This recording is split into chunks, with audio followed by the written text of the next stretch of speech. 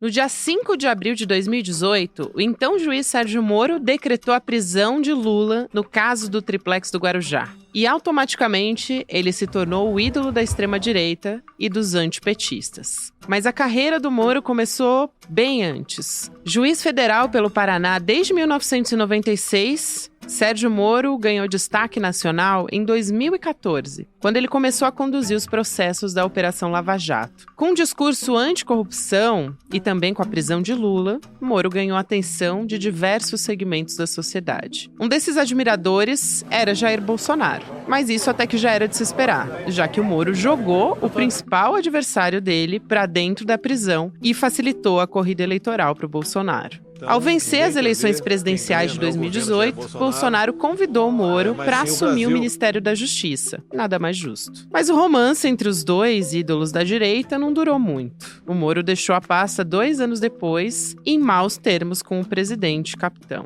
Mas ele não desistiu da carreira política. Continuou sendo admirado pelo Reduto de Curitiba e o ex-juiz foi eleito senador pelo Paraná em 2022 com quase 2 milhões de votos. O romance com a política também anda em maus lençóis. Nessa semana, o Tribunal Regional Eleitoral do Paraná deu início ao julgamento que pode levar à cassação de Sérgio Moro por abuso de poder econômico e uso indevido dos meios de comunicação durante a campanha eleitoral. E a ação, curiosamente, está sendo movida pelos partidos rivais do Congresso, o PT, de Lula, e o PL, de Bolsonaro. Sérgio Moro, que um dia foi considerado herói nacional por prender o ex-presidente Lula, hoje está quase no banco dos réus, sendo interrogado. E Lula está de volta à cadeira de presidente da República. Quarta-feira, 3 de abril de 2024.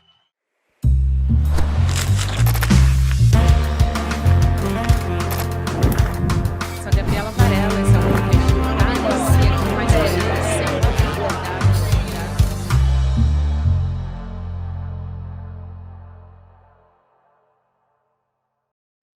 Olá, seja muito bem-vindo, seja muito bem-vinda. Eu sou a Gabriela Varela, esse é o Videocast em Detalhes. E aqui você já conhece, sempre com um convidado, uma convidada.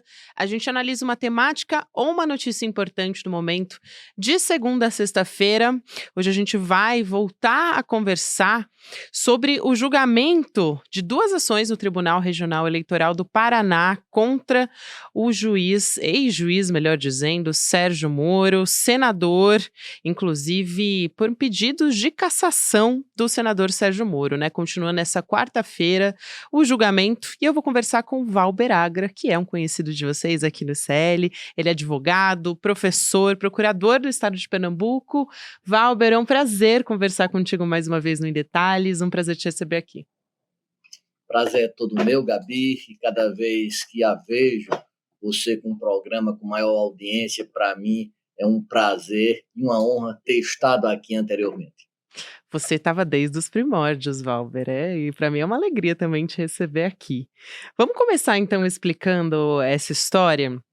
Acho que tem muitos detalhes aí para a gente trazer. Eu vou começar por um dos argumentos da defesa de Moro que está causando uma certa confusão, vamos dizer assim, porque a defesa do senador alega que não há regras definidas de prestação de contas de pré-campanha e que vários gastos também que foram contabilizados não têm relação com a campanha de Moro para senador. Bom, vamos lá. Não é bem assim, mas tem o relator, inclusive, e aí você vai poder falar bem sobre isso também, Valber, o Luciano Carrasco Falavinha Souza, ele seguiu essa mesma linha e, inclusive, ele votou pela absolvição. Eu te pergunto se faz sentido isso, e eu também queria aproveitar e trazer aqui a fala do advogado do PT, o Luiz Eduardo Pessinin, que é um dos partidos que entrou com a ação. A outra, né, seria do PL, inclusive é muito interessante, a gente já falou várias vezes sobre isso, que são 2 partidos que são completamente opostos, mas que estão nessa ação contra Sérgio Moro. Ele diz o seguinte: se nós dissermos que vale tudo na pré-campanha, eu posso pegar esse dinheiro de onde quer que seja, eu posso pegar dinheiro de empresa, por exemplo. Ele está aqui dando o parecer dele. Isso sem contar, né, e aí a gente vai poder falar sobre isso, Valber, sobre o uso indevido de meio de comunicação e vantagem indevida em relação aos demais candidatos, que é isso que está motivando todo esse julgamento no TRE. Então vamos lá. Gastos em pré-campanha, Valber, faz sentido dizer que não tem regra definida para prestação de conta? Não, não é bem assim, Gabi. Mas, obviamente, é um terreno lacunoso. A resolução 23732 de 2024, ou seja, resolução desse ano, mas que vem no caldão das resoluções anteriores, ela, de forma direta, ela diz que os gastos podem ser, desde que sejam moderados, proporcionais e transparentes. Então, todo gasto de partido político, ele tem que ser contabilizado. Todo gasto. E o gasto do FEFEC também contabilizado, e obrigatoriamente, o que é o FEFEC? Fundo Especial de Financiamento de Campanha. Fundo partidário, aquele que todo partido mensalmente recebe para manter suas atividades. Eles têm que ser o quê? Eles têm que ser contabilizados, eles têm que ser declarados. Então, o que é que houve?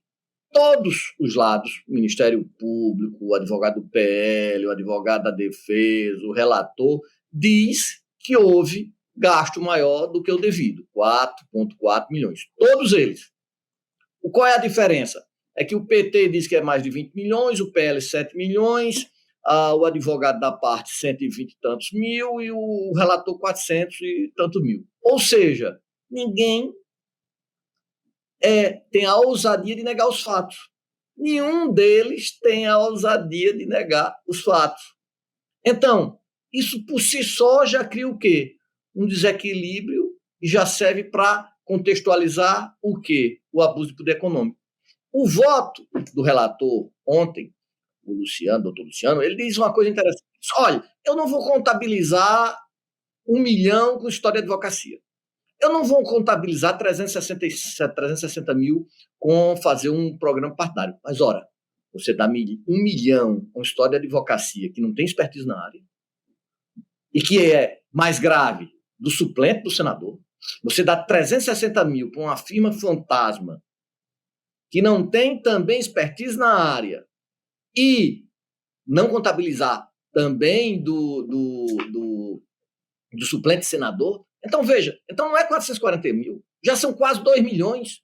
2 milhões não serve para dizer que houve abuso de poder econômico, mas, claro, é 2 milhões a mais. A única coisa que o relator disse, bem esclarecido, são determinados gastos que foram gastos nos outros estados. Então, se foram gastos nos outros estados, por exemplo, gasto no Ceará, então, obviamente, não contabiliza isso daí, seria um erro claro e crasso contabilizar. Mas, nessa emborcadura, você dizer que houve abuso de poder econômico, aí é muito claro. O problema é que, na teoria, fica se brigando para dizer a tipificação. Porque uma coisa é dizer, caixa 2, outra coisa é abuso de poder econômico, e outra coisa, Gabi, é abuso de poder político.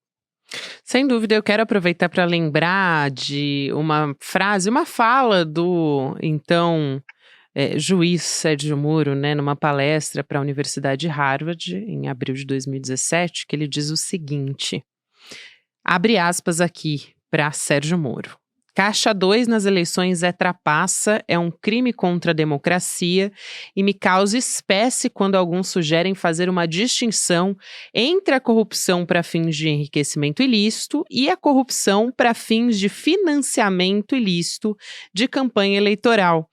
Para mim, a corrupção para financiamento de campanha é pior que para o enriquecimento ilícito. Foi o que ele disse nessa palestra para a Universidade de Harvard, lá em abril de 2017. Gabi, ainda tem uma segunda parte que não foi bem colocada no voto, porque isso são os gastos do Podemos.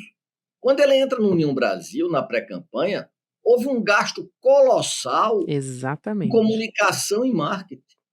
Isso não foi colocado em canto nenhum. Todo mundo sabia que a entourage do então candidato e hoje senador Sérgio Moro era algo exponencial realmente de presidente.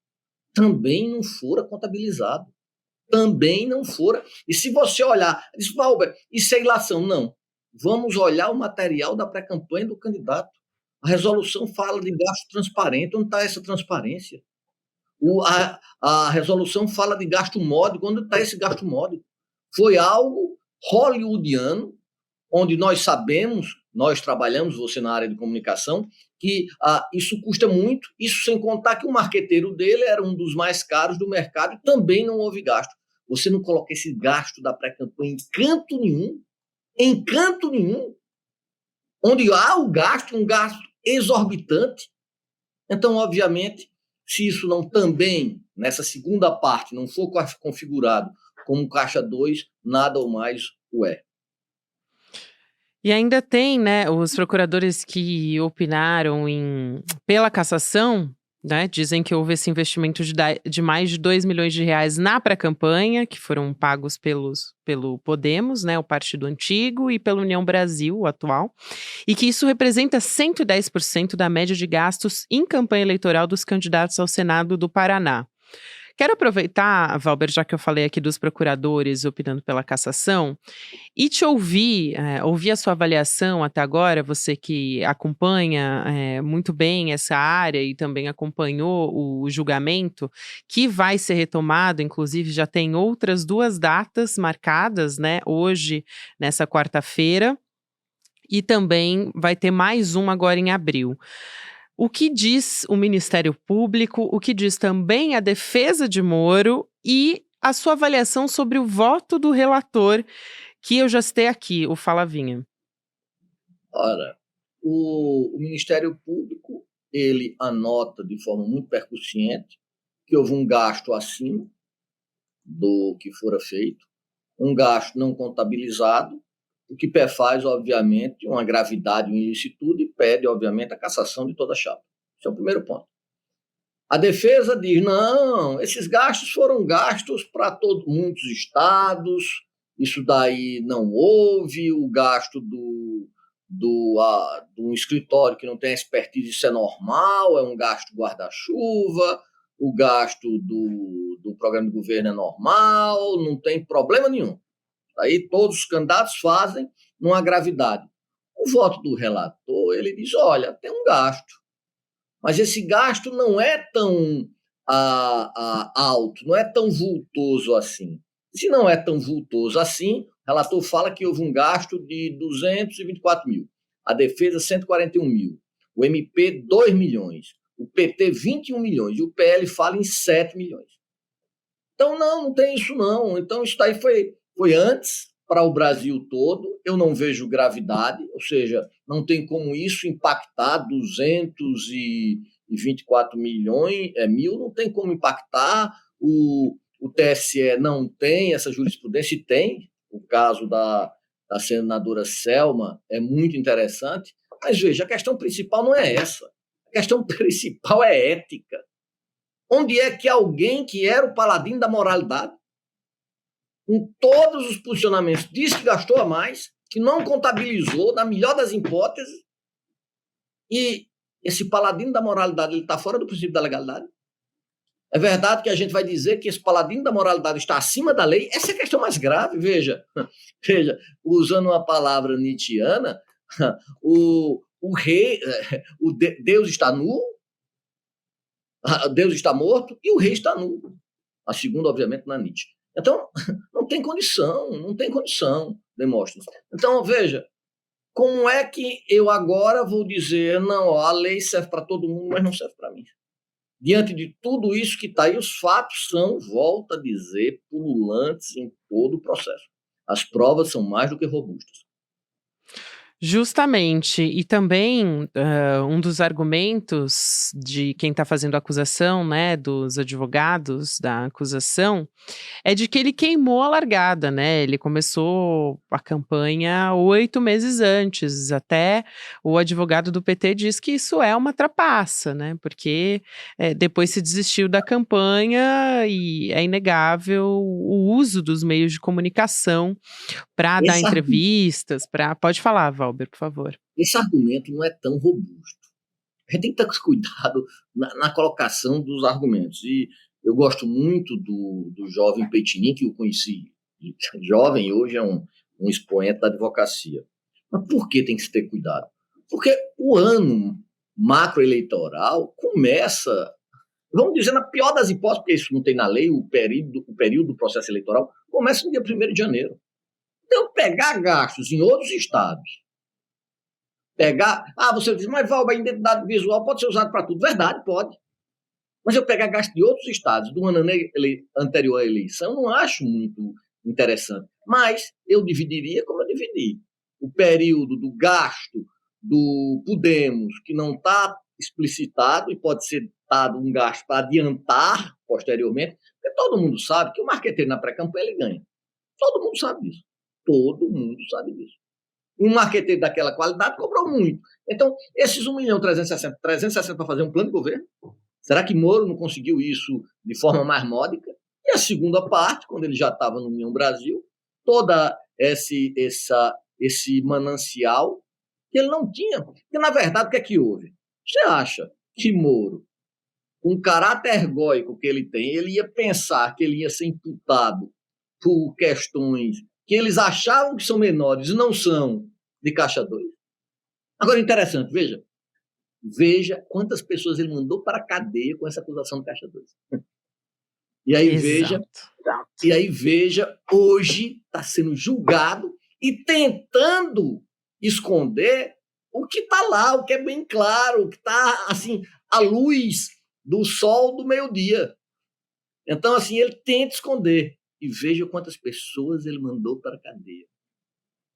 Pois é, e eu acho que é nesse sentido, Valber, claro, vou querer ouvir sua avaliação, mas que o relator, ele minimiza os abusos da Lava Jato, por exemplo, ignora essa causa do julgamento. Agora, um ponto que eu queria trazer aqui para você comentar, e você já falou, assim, rapidamente sobre, mas o que a defesa do Moro está tentando fazer é afastar o caso dele do caso da ex-senadora Selma Arruda. E aí eu vou explicar para quem está nos acompanhando e não conhece, porque que é uma senadora, né, uma ex-senadora matogrossense do Podemos, e ela foi condenada em 2019 por Caixa 2 e abuso de poder econômico, e aí ela teve o mandato cassado, né? Como é que foi essa história? Antes do início da campanha, ela recebeu um empréstimo de R$ 1,5 milhão de um fazendeiro, que era um dos suplentes dela. E aí ela contratou empresas, né, de pesquisa e de marketing também, que foram ali responsáveis por direcionar a estratégia política dela. Eu pergunto, Valber, o quanto o caso do Moro vai balizar outros casos também, quanto a gente pode ter esse resultado, e se você faz essa relação, essa correlação com o caso da Selma Arruda também. Para não aplicar o caso da Selma, da ex-senadora Selma, tem que haver o que a gente chama de uma distinção, distinguish. Há uma distinção nisso? Não, o caso dele é mais grave. Por que mais grave? Veja, voltando à questão ética novamente. Ele trai a lei, trai a magistratura, trai o presidente Bolsonaro, e depois trai o ex-senador Álvaro Dias de forma escancarada. Quem o levou para o poder foi o senador Álvaro Dias. Padrinho político, né? E isso daí, de forma, não está nos autos, mas a gente tem que dar o quadro das circunstâncias. Então ele diz, não, meu caso não é igual. Não, o caso dele é pior, porque tem o dinheiro do Podemos, tem o dinheiro do União Brasil, o caso da Selma era dinheiro privado. Então, o dele é dinheiro público. O dinheiro público, ele sabe melhor do que ninguém, tem que ter maior transparência. O dinheiro. Ora, se ela foi condenada no dinheiro privado, imagina no dinheiro público. Então, quando você diz isso, não há diferença, não há distinguish, mas é um caso muito mais grave. Então, se há esse paradigma, óbvio, e ela perdeu o mandato, ela foi cassada, não vejo dúvidas que também será e deve ser a chapa toda, porque se não for a chapa toda, assume o suplente. Veja, veja aqui uma das contradições. O suplente que pagou. O suplente que, aliás, pagou não, que recebeu R$ 1.360.000 de dinheiro público, onde a empresa não tinha nem os documentos fiscais exigíveis. Veja que fato pesaroso. Muito bem. Valber, eu quero também trazer um outro ponto aqui, É uma outra história, tá? Mas eu quero aproveitar esse outro possível processo criminal contra Moro, que depende do Conselho Nacional de Justiça, mas a gente teve notícia essa semana, né, de que houve investigação nas instâncias da operação, das instâncias que coordenavam a Operação Lava Jato, melhor dizendo. E aí o coordenador Nacional de Justiça finalizou essa investigação e encaminhou esse caso para votação no CNJ. Então agora o que a gente tem, né? Se esse processo criminal ele for instaurado, então o caso vai ser julgado pelo Supremo Tribunal Federal. E aí, esse caso, eu quero te perguntar, Valber, qual é o peso disso? Se poderia resultar na inelegibilidade de Moro? Quanto que esse caso influencia ou não influencia na avaliação do Tribunal Regional Eleitoral sobre a cassação? Enfim, essa correição no TRF4 pode levar o Moro a responder criminalmente pela primeira vez? Não só o Moro, né, mas Deltan Dallagnol também, por exemplo.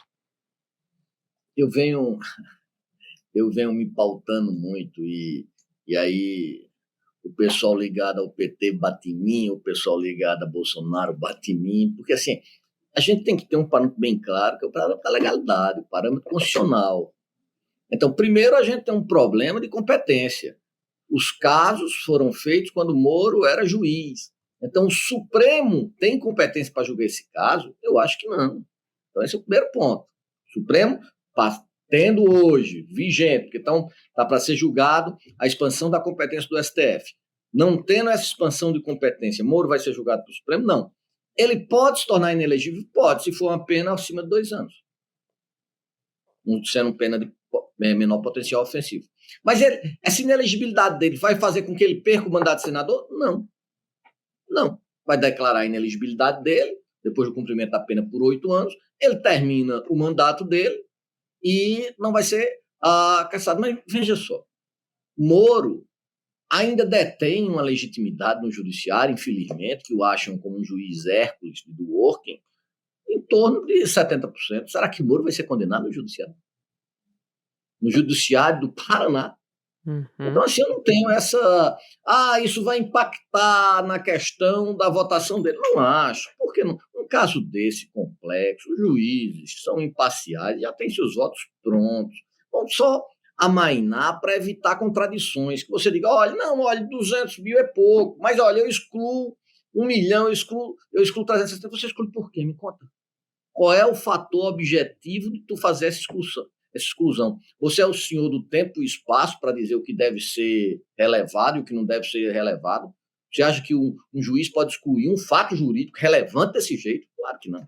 Então, as pessoas mais cuidadosas vão evitar esses lapsos, esses abismos, para não cometer essas besteiras, esses pecadilhos, que não são pecadilhos tão simples. E é curioso, né, Valber, só pra gente fechar, porque ainda tá começando a se desenrolar essa história. Então, por exemplo, isso pode acontecer, toda essa história, nesse julgamento, em um momento, eventualmente, que Moro seja um senador cassado, né, sem foro privilegiado. Esse processo no Conselho Nacional de Justiça, ele é administrativo, então ele não vai correr na Justiça Penal, mas dependendo do resultado do Ministério Público, ele pode abrir uma investigação se achar indícios de que houve cometimento de crime. Então, toda essa investigação pode ainda levar a um processo criminal ou não, né? É isso que eu acho que é uma questão também que talvez preocupe agora Sérgio Moro e, para além de tudo isso, claro, existe o desgaste político também, que sem dúvida já está posto, né? Quando eu falei da competência, vai ser em caso de recurso, porque ele não vai aceitar uma decisão do CNJ com a empáfia que ele tem, ele não vai. Olha, eu acho que é o final de uma ópera bufa. Alguém que é o paladino da moralidade termina perdendo o mandato por um crime que ele tanto abominou e que ele puniu tantas pessoas, algumas até sem provas. Veja que efeito didático para a nossa democracia. Então, assim, eu acho que o fator Moro deve ser pensado. Moro foi um ponto fora na curva que resultou em descalabros muito fortes. Tem vários autores que dizem que o Bolsonaro, não o bolsonarismo, surgiu em relação aos efeitos da Lava Jato. Outros já dizem que parte do bolsonarismo surgiu em relação ao efeito da Lava Jato. Foi uma entronização de uma moralização que, veja, uma moralização que os agentes dessa moralização, uns queriam regerir um fundo de 2 bilhões, e outros ganharam dinheiro em palestra de 800, 900 mil, que grandes professores no Brasil, professores titulares de várias universidades importantes no Brasil, com anos e anos de experiência, nunca ganharam. Então, veja, eu acho que o efeito didático-pedagógico é muito mais amplo. Eu acho que, a partir dessas decisões, a figura do ex-juiz, atual senador, ou quase ex-senador Sérgio Moro, vai ser uma figura que, graças a Deus, será apagada da história atual, da história recente do Brasil. É isso, Valber, como você diz, é didático, acho fundamental essa sua fala. Eu quero te agradecer muito por ter aceitado, é sempre um prazer conversar contigo aqui no Em Detalhes e sempre trazendo, além da sua avaliação, que é sempre brilhante, trazendo também as explicações para a gente poder entender tudo que está em jogo aí nessa história do Tribunal Regional Eleitoral. Vamos continuar acompanhando e quando a gente tiver um desfecho também, você volta para explicar pra gente o que é que a gente pode esperar dali pra frente. Mas eu acho que essa página da história, realmente, você tem toda a razão, é uma página da história que vai ser virada. Muito obrigada, querido. Valber Agra, advogado, professor, procurador do Estado de Pernambuco. É um prazer te receber.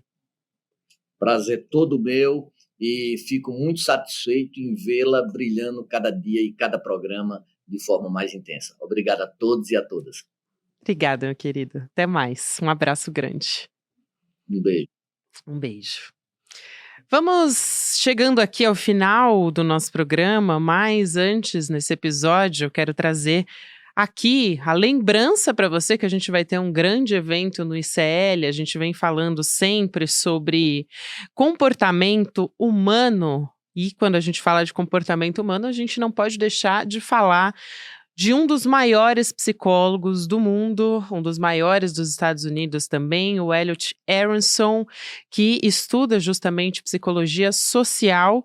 Ele é escritor do best-seller Animal Social, que é o livro preferido do Eduardo Moreira. A gente vai ter uma aula inédita e gratuita aqui no ICL, é isso.